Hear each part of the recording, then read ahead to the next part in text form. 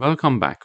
In today's video, we are going to learn how to draw a basic pie chart in Matplotlib, okay, using Matplotlib library.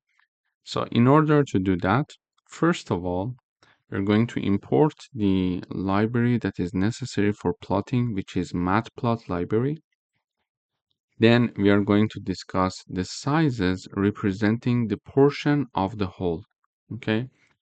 And also the sections. These are the sections that we have. For example, A, B, C, and D. These are our sections. And for example, we are saying that section A has 30% of the portion. So this is the 30%, the blue part. We say that, for example, section D has 15%. Section D is the red part. So it has the 15% of the whole portion. This is how we need to have the sections, or let's say label for each section, and values representing the portion of the whole. Okay.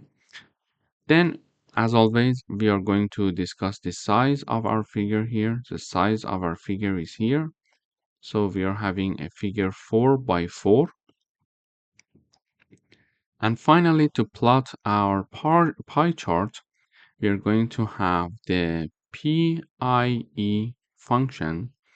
Then we need two arguments here. Sizes, which are the portions, the values representing the portions of the whole, and the labels. So the labels that we want to give to each portion. Okay, and we name it to be sections. So sections are assigned to the labels.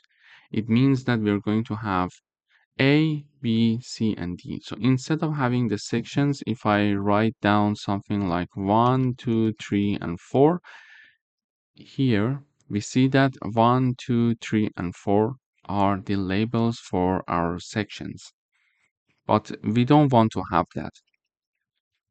We define sections because we want the labeling to be A, B, C, and D. Instead of writing it A, B, C, and D here, we could directly also write it here. We could say, for example, A, B,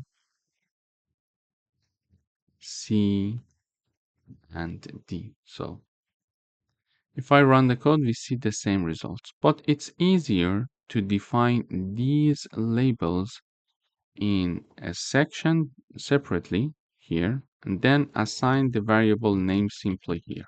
It's much easier. It improves the coding readability.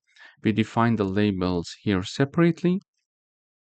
Then we are going to assign the sections to our labels here. Okay. Finally, we are having the title of the figure saying that basic pie chart example. We are having the font size and we are having the font weight, which is bold here. And finally, we are using the show function to plot and display our pie chart. Thank you for watching.